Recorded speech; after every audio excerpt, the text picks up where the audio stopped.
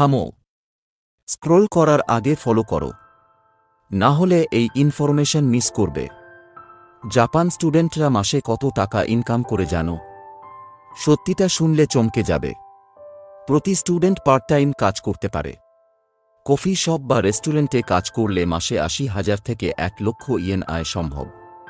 Convenience স্টোরে কাজ করলে মাসে ৯০,০০০ ইয়েন পর্যন্ত ইনকাম করা যায়। ডেলিভারি বা হোস্টেল সহায়ক কাজ করলে আরও ইনকাম সম্ভব। গড়ে ঘণ্টায় ১,০০০ থেকে ১,০২০ ইয়েন পাওয়া যায়। সপ্তাহে ২০ ঘণ্টা কাজ করলে মাসে ৮০,০০০ থেকে ১,২০,০০০ ইয়েন ইনকাম করা যায়। স্টুডেন্ট ভিসায় সপ্তাহে ২৮ ঘণ্টা পার্ট টাইম কাজ করা যায়। পার্ট টাইম কাজ শুধু টাকা নয়, অভিজ্ঞতাও দেয়। টাকা সেভ করতে ডিসকাউন্ট বা কুপন ব্যবহার করো। এমন আরও ইনকাম টিপস জানতে এখনই ফলো করো আর ভিডিওটা শেয়ার করো।